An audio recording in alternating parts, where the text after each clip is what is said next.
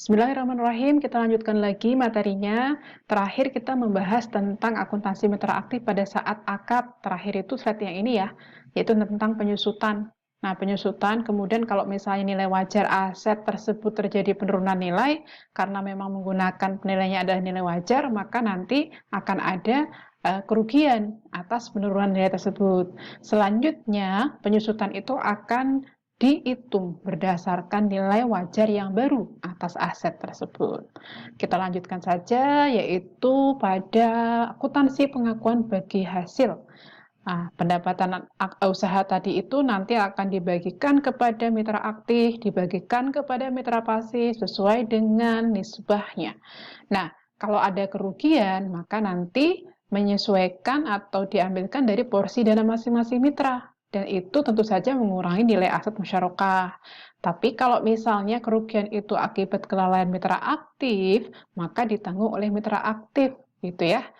Nah, pengakuan pendapatan atau pengakuan pendapatan itu nanti akan dihitung ya dan bagikan selanjutnya berdasarkan apa? Laporan realisasi pendapatan usaha. Nah, kalau nggak ada laporan ini nggak ada basisnya kita melakukan pembagian hasil usaha. Contoh jurnalnya ya, ketika ini misalnya mitra aktif menerima keuntungan dari investasi musyarakah, nih misalnya ya, maka ketika dia menerima, kalau misalnya diterima kasnya ya berarti debitnya adalah kas sebesar berapa nanti keuntungannya itu. Kreditnya apa? Kreditnya adalah pendapatan investasi musyarakah. Tapi kalau misalnya belum diterima kasnya, tapi sudah ada realisasi, belum diterima kasnya, maka nanti piutang, gitu ya. Nah, kalau terjadi rugi bagaimana? Rugi ya, rugi mengurangi proporsinya, maka debitnya adalah kerugian, kreditnya adalah penyisihan kerugian. Senilai berapa ruginya tersebut. Masih selama akad ya, ini ada di awal kan kita bahas terkait dengan musyarakah permanen sama musyarakah menurun atau musyarakah mutanakisah ya. Nah, ini bagaimana atau berapa pengukurannya nih ya, berapa pengukurannya. Kalau musyarakah permanen itu di PS akad 20 dan 21 itu dijelaskan seperti ini, yaitu sejumlah kas yang diberikan atau yang diserahkan dikurangi dengan kerugian jika ada. Nah, kalau itu yang dilaporkan ya, di laporan keuangan.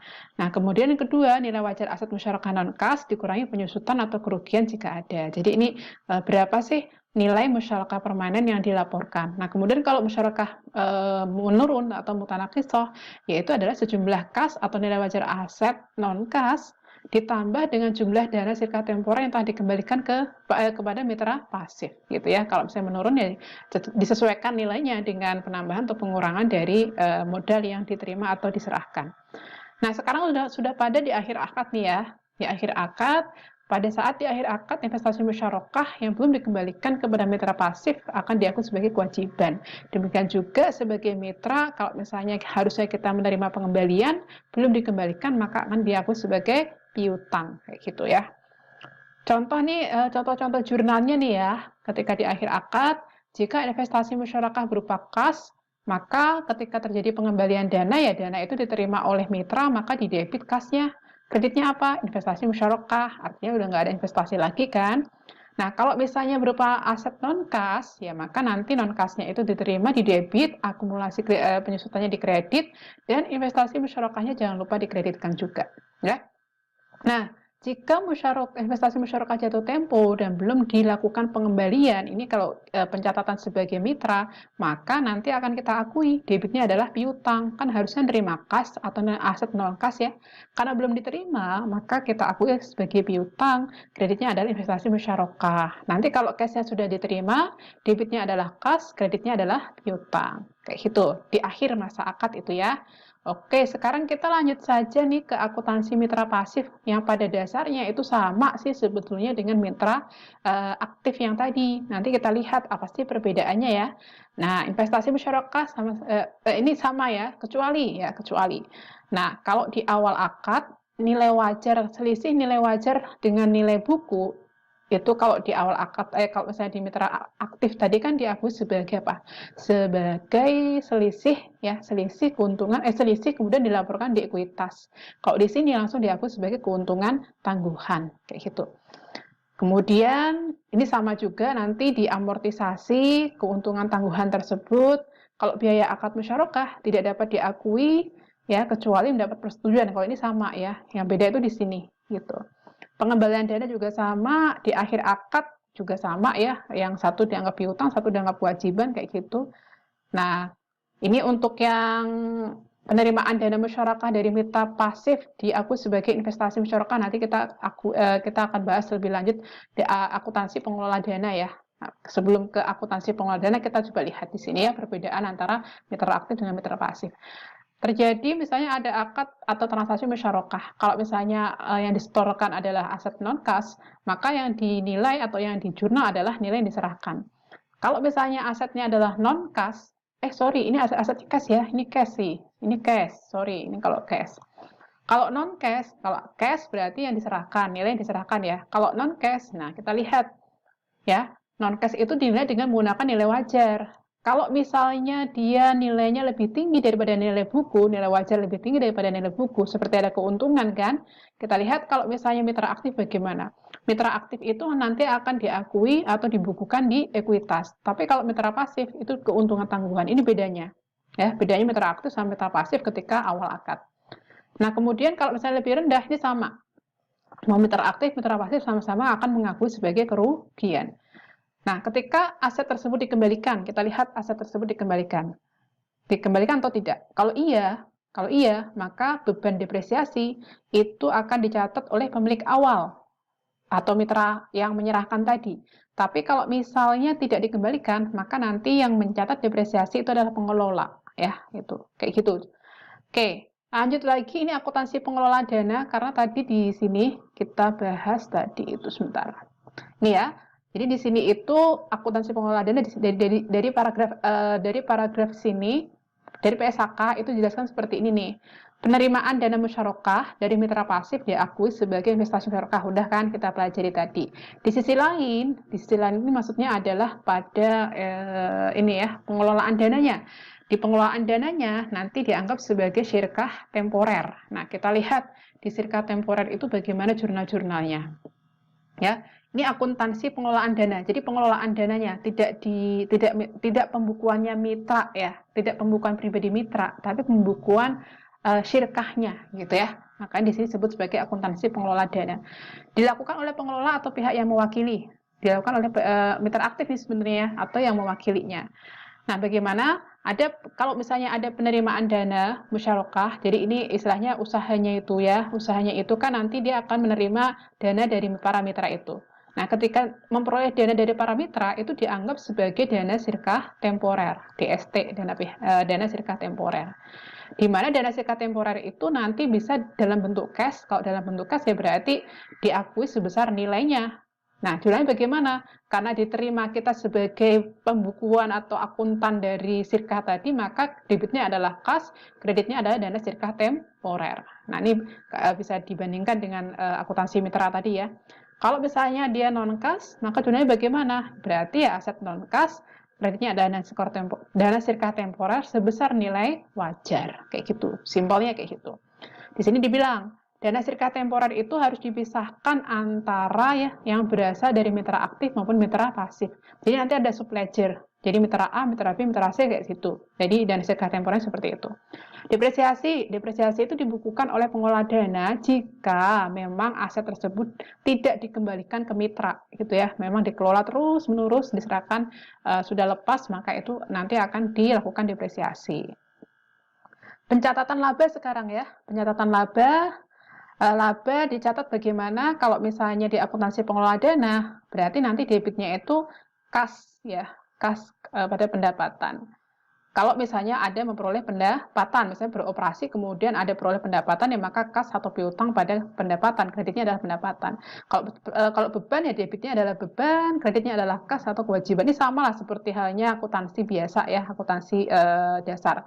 Nah, ketika tutup buku nanti debitnya itu bebannya itu yang awalnya di debit kita kreditkan, pendapatan yang awalnya kredit didebitkan, dibaliklah pokoknya. Antara pendapatan, beban, selisihnya nanti masuk ke pendapatan belum dibagikan. Selisih antara pendapatan dan beban ini yang merupakan jurnal penutup dari jurnal pendapatan dan jurnal beban.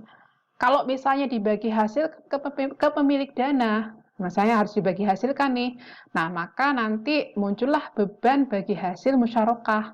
Tapi kalau misalnya belum dibagikan secara kas, berarti nanti kreditnya masih utang bagi hasil musyarakah. Nah, ketika diserahkan, baru tuh utang bagi hasil musyarakah di debit, kreditnya adalah kas. Kayak gitu. Sekarang pada akhir periode, ya, akun pendapatan belum dibagikan dan beban bagi hasil ditutup. Nah, ini bagaimana? Tadi itu kan belum dibagi hasilkan misalnya ya. Nah, itu debitnya adalah pendapatan belum dibagikan, kreditnya adalah beban bagi hasil. Kalau terjadi seperti itu. Lanjut, jurnal penutup yang dibuat apabila terjadi kerugian nih. Apabila terjadi kerugian ya berarti pendapatannya debit, kreditnya beban, nanti debitnya itu ada penyisihan kerugian. Kalau misalnya terjadi rugi. Nah, akibat rugi tersebut, misalnya kalau kerugiannya itu bukan akibat normal ya, ternyata akibat kelalaian, maka ditanggung mitra. Kalau ditanggung mitra ya berarti nanti penyisihan seperti ini, penyisihan kerugian, di sini ada tulisannya mitra aktif, nanti kreditnya adalah kerugian yang belum dialokasikan, karena nanti ini dialokasikan kepada mitra yang aktif tadi, gitu. Oke, sebentar. Sebentar. Nah, kemudian, ini lanjut lagi nih, apabila dana investasi diserahkan kas ya, misalnya sudah berakhir kan akadnya, kemudian akad itu kan, kasnya itu kan dikembalikan lagi kepada mitra, maka nanti dana sirka temporernya didebit. Kemudian kreditnya apa? Kas yang diserahkan. Kalau misalnya tadi itu ada penyisihan kerugian, kalau ada kerugian nanti kreditnya adalah penyisihan kerugian. Tapi kalau misalnya awalnya itu nggak ada kerugian ya berarti yang jurnal yang ini nggak perlu ada, kayak gitu kan. Kalau misalnya ternyata dana investasi yang diserahkan di awal itu berupa non-cash, ya maka dana sirka temporernya di debit, kreditnya adalah aset non-cash. Nah, kalau misalnya terjadi jika aset harus dikembalikan dan terjadi kerugian, maka harus menyerahkan kas untuk menutup kerugian tersebut. Jadi harus menyerahkan kasnya. Jadi kasnya itu akan diterima dari mitra tersebut, dari mitra, kemudian kreditnya adalah penyisihan kerugian. Penyisihan kerugiannya dikreditkan.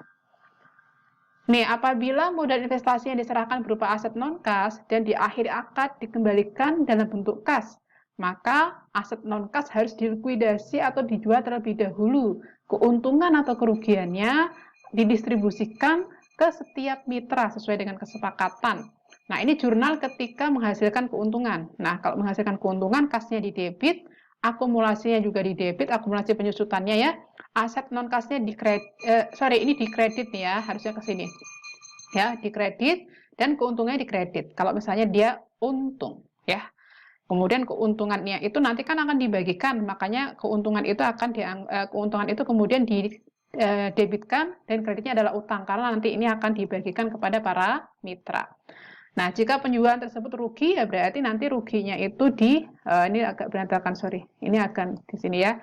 Kerugiannya itu didebit ya, itu aja sih bedanya. Nanti kerugian itu harus ditombokin istilahnya sama mitra, maka debitnya piutang, kreditnya adalah kerugian.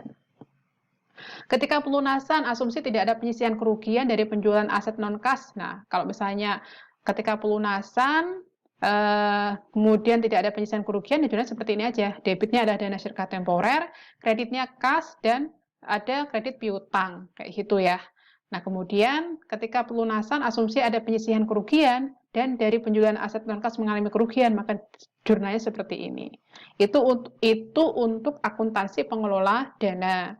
Sekarang kita lihat penyajiannya, apa saja sih yang disajikan? Yang disajikan tentu saja kas atau non-kas ya, yang disisihkan oleh mitra aktif dan yang diterima dari mitra pasif, disajikan sebagai investasi musyarakah.